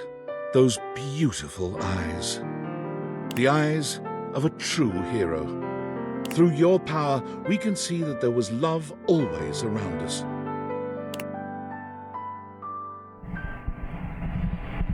That was nice. Yo, got the achievement. Ooh, wait, we got a song? It's a crazy, crazy game. And when you're feeling all alone, cause there's no one on the phone, wonder what to do, but you haven't got a clue. There's a world of love right next to you. No matter how you play, it will lead to a brand new day. You're gonna get swept away. Everything leads to love. Okay, this song goes hard. Finally, I'm gonna let myself look at the credits to see the voice actor list. Cause there's like at least 5 to 10 that sounded familiar, but now I'm like, But it also feels nice looking at the credits knowing we've like technically met the devs in a sense. Yeah, cause there's Garrett. Oh, Christina B was one of the singers. Oh, I think she was Miranda then. Yeah. Everything leads to love.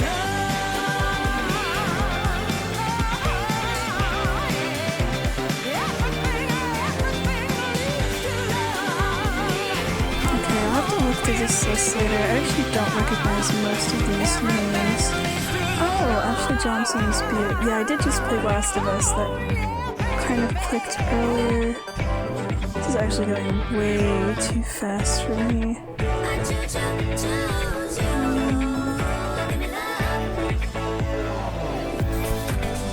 Damn, there's not voice actors in this. Oh, same person for Connie as for Val.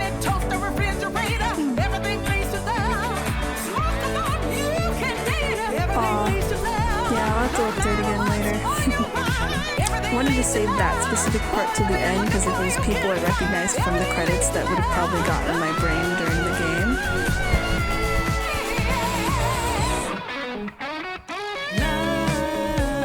This is like the one time I'll sit through it. But yeah, this game is amazing. Kind of just took over my brain for a solid week for sure. I couldn't stop thinking about it. But yeah, I played this for like the past 3 weeks. I got like 60 hours into this almost immediately, which is crazy. I put more time into this than I did for some games on the Switch. Actually, I'll wait to talk to them just so I'm gonna skip. Okay, we got our thing. So almost 70 hours for our first playthrough. We got everything almost to 100. We got everyone. The romance and friendship were actually half and half. That's pretty good. If we had balanced it out a little bit, that would have been 2 more. Yeah, 2 out of 108 endings I don't think is bad. I mean, it was technically 5. We used the candy, whatever. Oh, we got almost all the collectibles. We're only missing 100. That's actually pretty good, and Skylar said it took 3 playthroughs. Actually, yeah, that's probably true if I'm honest. 'Cause I don't think they get saved when I reload, but the fact that I got so many is pretty good. I think good, overall good stats. I was not expecting to get all of the levels. I kind of expected there to be more like bugged characters or something, because I kept hearing about it. I actually didn't get some of the most common ones. I think it was literally just Phoenicia, and that was it. I got super lucky because for some of them it's like their names don't show up in the decks. There's like way more that have looping dialogue, so it worked out pretty well. I mean, hopefully those will be fixed. I mean, we couldn't get everyone, unfortunately, and there's literally just 2 storylines I straight up was not allowed to do.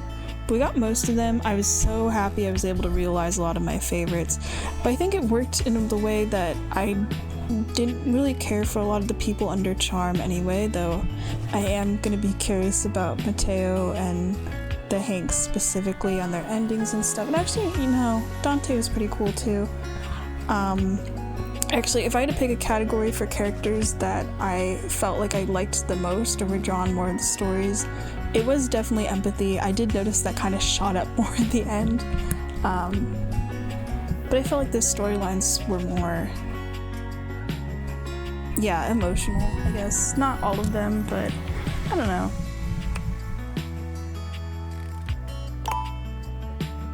Oh, sweet. Okay. Yeah. So I like that everyone's marked, pretty much knew where to go.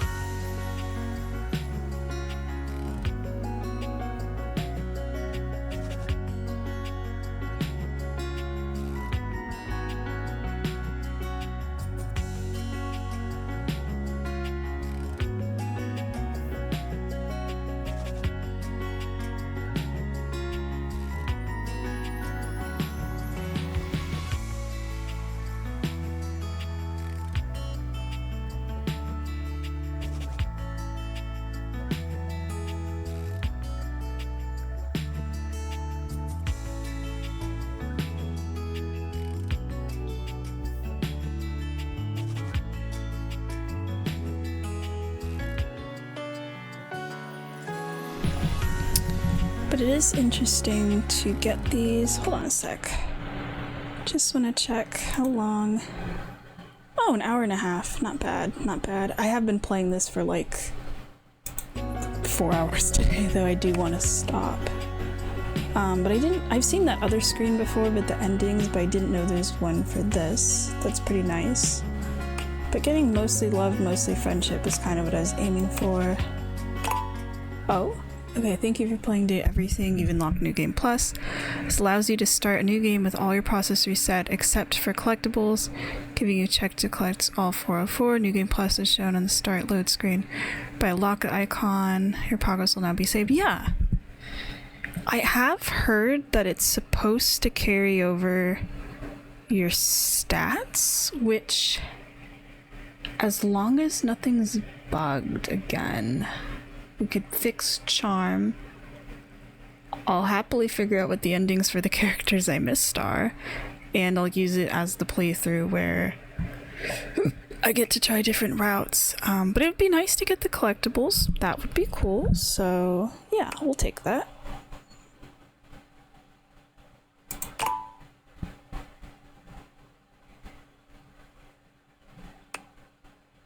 Is it the new save? Let's see. Okay, there it is.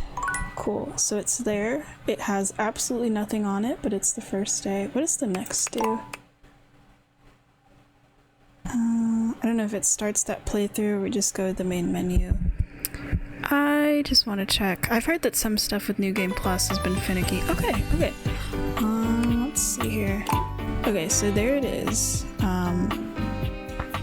This is interesting. So it puts me at officially 90. That's the one.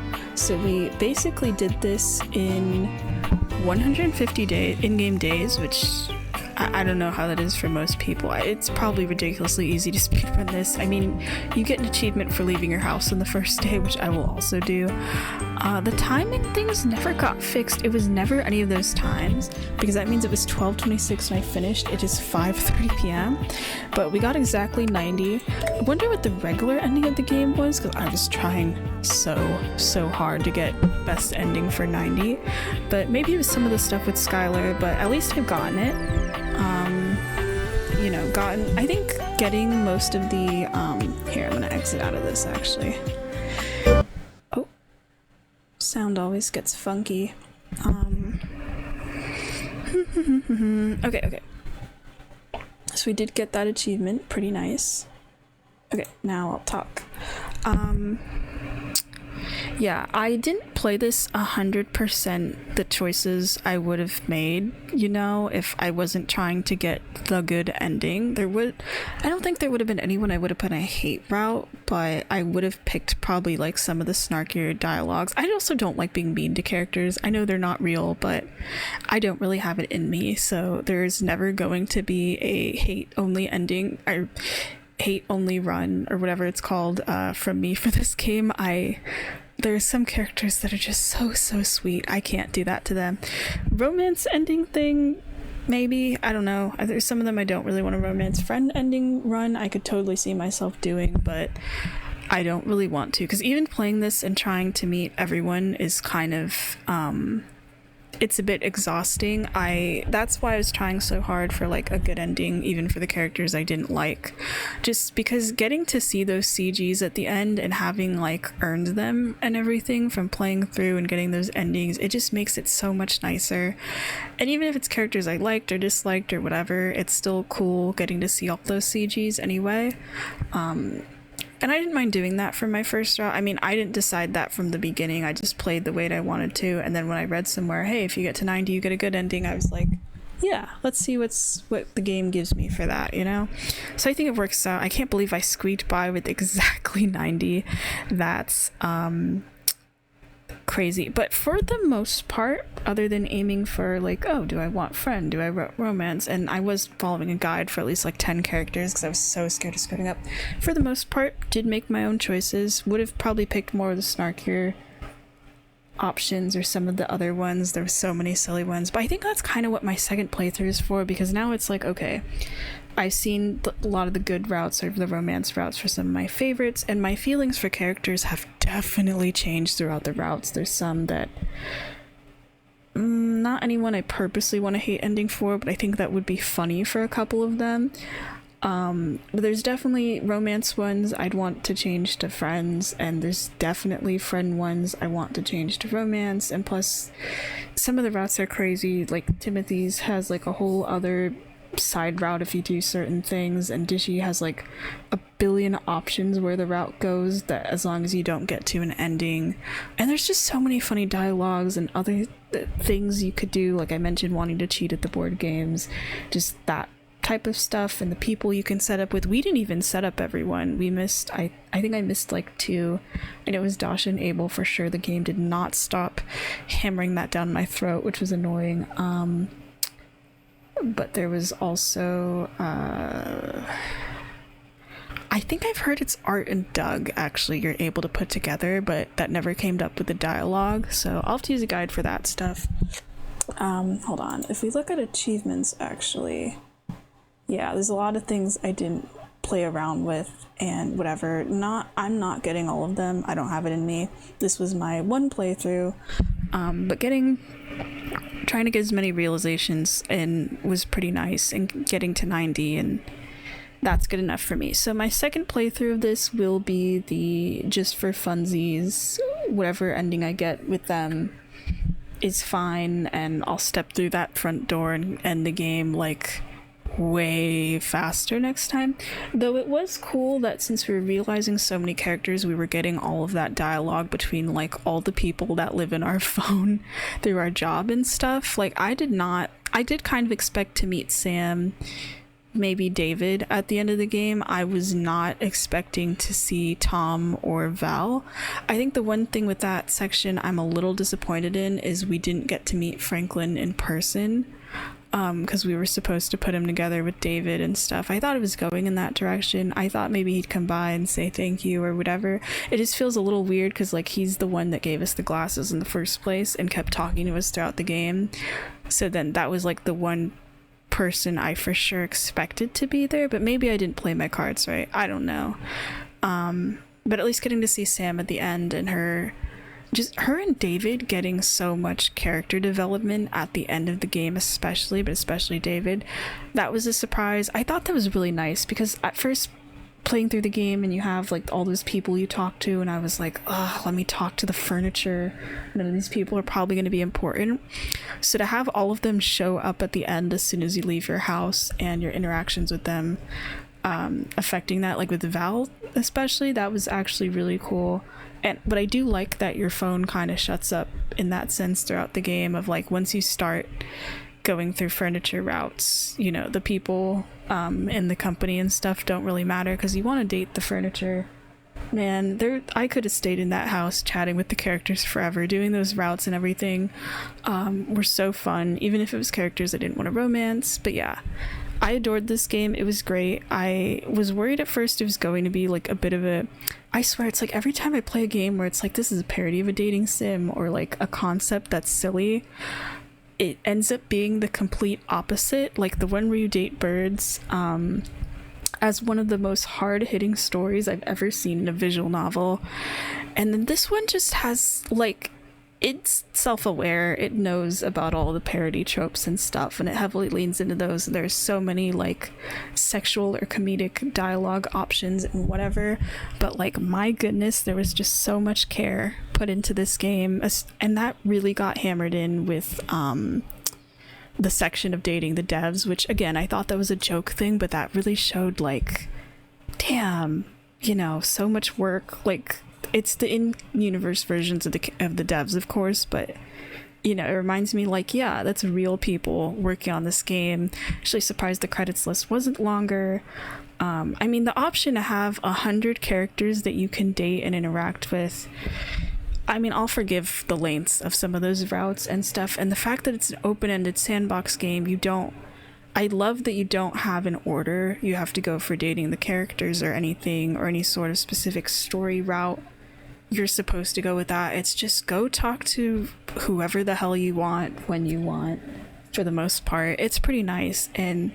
But easily my favorite thing with it was the voice actors, because man, even though I didn't recognize most of them, everyone did a fantastic job, to the point where I think there's some characters where I definitely wouldn't have liked them as characters, but the voices just completely sold me on it, and it led to so many lines of like jokes that wouldn't have been as funny if it wasn't for the voice delivery and just character interactions and stuff, and even some of the romance stuff. Like, normally I'd feel weird about playing dating sims and stuff. I don't really go for like the anime ones, for example, except for a couple. I go for like the wacky dating sims. That's my bread and butter, which this game definitely is. But like, man, the voices and writing and everything just got me to really care about these characters.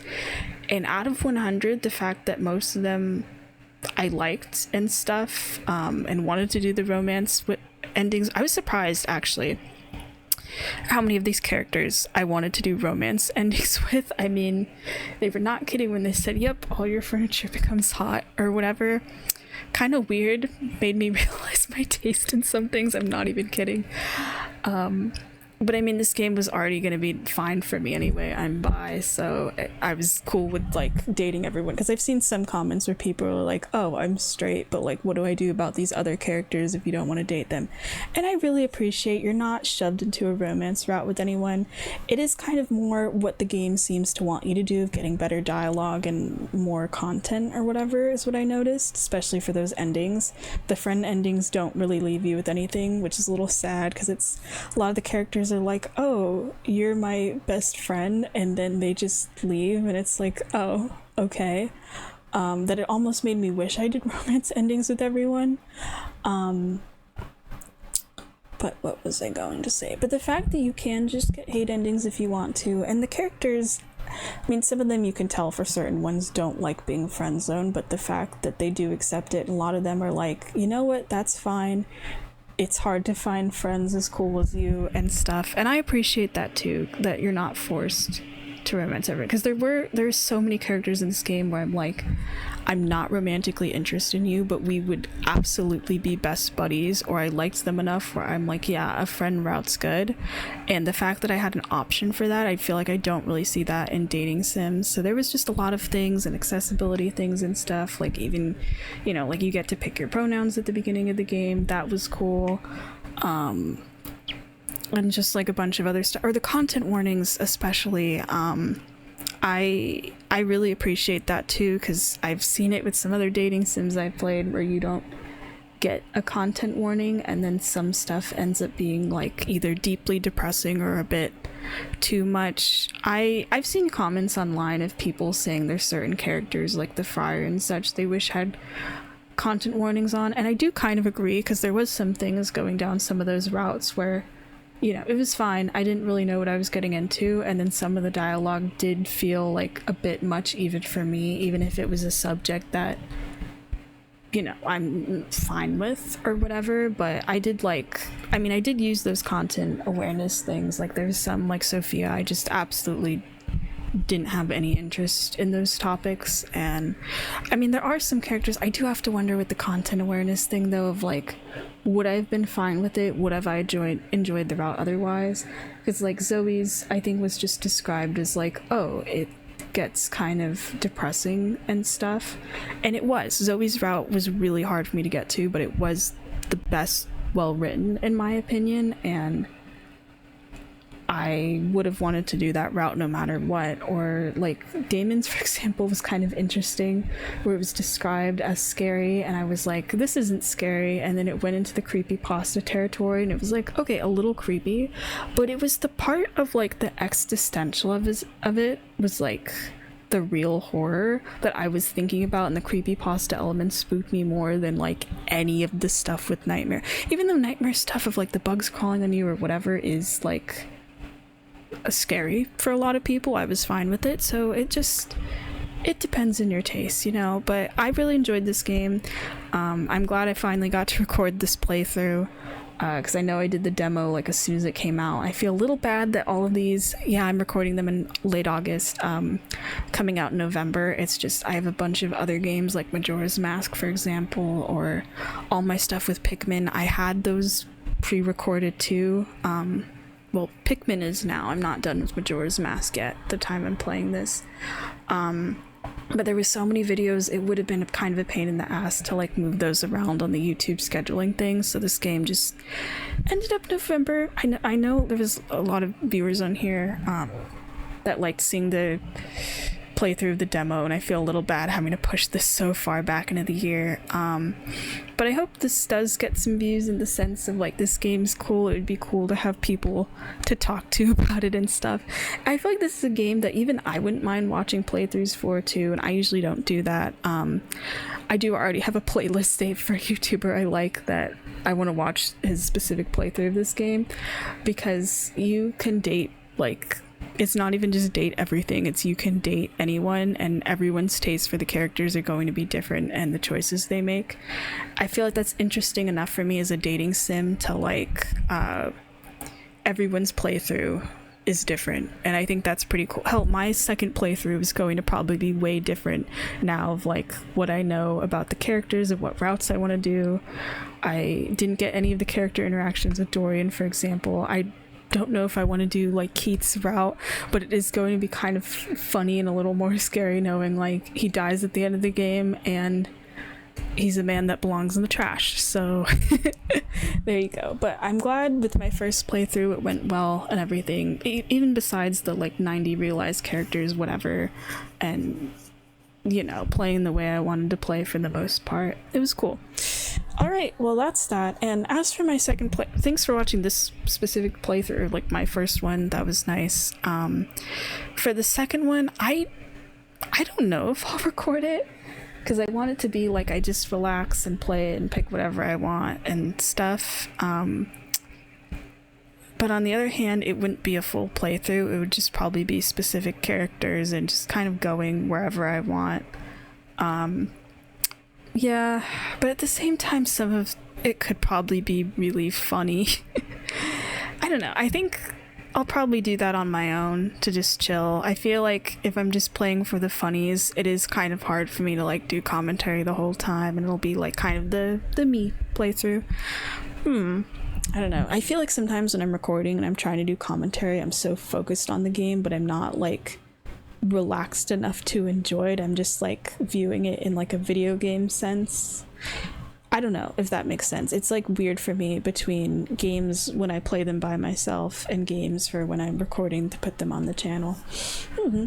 But anyway, I loved this one. It was cool. I don't normally write Steam reviews, but I am a bit tempted, only because one of the in-game devs said something of like, if you enjoyed the game, let us know. I don't know, I always feel weird with reviews of like, do I write something funny? Do I write something heartfelt?